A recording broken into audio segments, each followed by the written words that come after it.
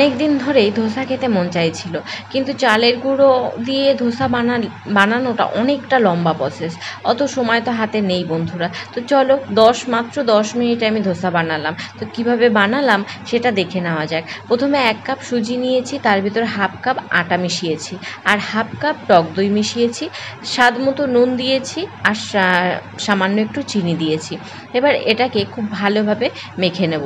আর এটা কিন্তু আমি কোনো পেস্ট করব না। এবার দেখো এর ভিতরে 1 কাপ জল পুরোটাই দিতে হবে, কিন্তু একবারে তোমরা দেবে না, প্রথমে অল্প অল্প করে দেবে, নাহলে ব্যাটারটা বেশি পাতলা হয়ে যাবে। তো এইভাবে অল্প অল্প করে দেবে আর ভালোভাবে ব্যাটারটা গুলে নেবে। দেখো বেশি পাতলা হয়নি, আবার বেশি ঘনও হয়নি।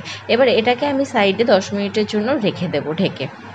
এর সাথে মশলা আলুটা বানিয়ে নিই। তো এদিকে কড়াইতে তেল গরম হয়ে গেছে, তাই ওর ভিতরে কালো সর্ষে ফোড়ন দিয়ে দিয়েছি। এবার ওর ভিতরে কারি পাতা দিয়ে দিলাম। এবার ওর ভিতরে পেঁয়াজ কুচিয়ে দিয়ে দিয়েছি, আর লঙ্কাটা চিড়ে দিয়ে দিয়েছি। সামান্য নুন দিয়ে পেঁয়াজটাকে খুব ভালোভাবে ভেজে নেব। যেই লালচে লালচে ভাজা হয়ে আসবে, ওর ভিতরে আমি সিদ্ধ করা আলুগুলো দিয়ে দেব। এবার খুন্তি দিয়ে ভালোভাবে আলুগুলোকে টুকরো টুকরো ছোট ছোট টুকরো টুকরো করে নেব।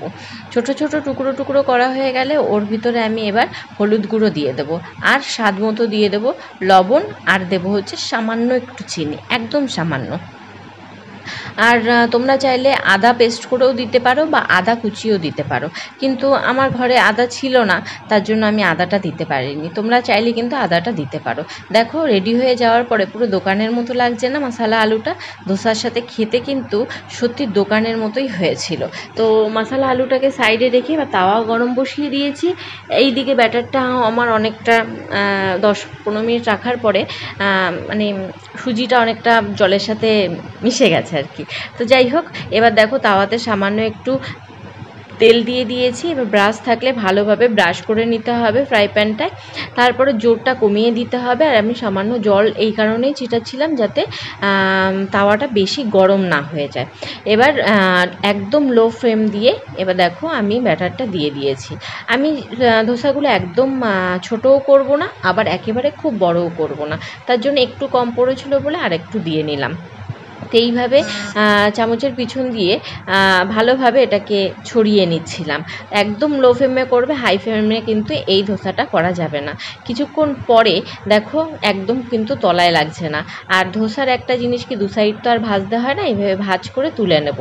আর দেখতে অনেকটা চালের যেই চাল দিয়ে যেই ধোসাটা হয় অনেকটা সেরকমই হয়েছে। তো এইভাবে আমি একে একে ভেজে নিচ্ছিলাম। আর একটা কথা বলি বন্ধুরা, আমি এই ধোসাটা বানানোর পরে যেটা আমার মনে হয়েছে, চাল দিয়ে যেই ধোসাটা হয়, চাল পেস্ট করে চালের গুঁড়ো দিয়ে, তো সেটা অনেকটা ক্রিপসি টাইপের হয়। আর সুজি দিয়ে করলে কিন্তু ক্রিপসি ভাবটা থাকে না, কিন্তু খেতে কিন্তু একই রকম টেস্ট হয়।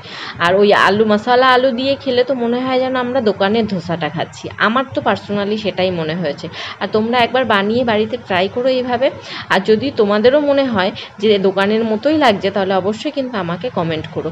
এইভাবে একে একে আমি ভেজে নিচ্ছিলাম। আর একবার তেল দিয়ে মানে তেলটা ব্রাশ করে নিলে 3টে ধোসা তোমরা আরামসে ভেজে নিতে পারবে। দেখো আমার ধোসা কমপ্লিট হয়ে গেছে।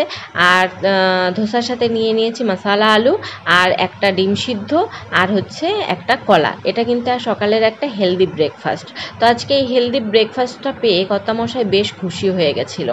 আসলে চেয়েছিল ধোসা, তো আমি ধোসাই দিয়েছি মাত্র 10 মিনিটে বানিয়ে। তো এটা কিন্তু খেতে সত্যি কথা বলতে বন্ধুরা দোকানের মতোই হয়েছিল। তোমরা একবার অবশ্যই বাড়িতে এটা বানিয়ে খেয়ে দেখো, আর যদি ভালো লাগে অবশ্যই আমাকে কমেন্ট করো। আর আরেকটা জিনিস কি, আমাকে খাওয়ার পরে তোমাদের দাদা একটাই বলছিল যে দুটো ধোসাই একরকম, শুধু চালের ওই ধোসাটা ক্রিপসি থাকে আর এটা একটু ক্রিপসি ভাবটা থাকে না, কিন্তু খেতে হয়েছে দারুণ।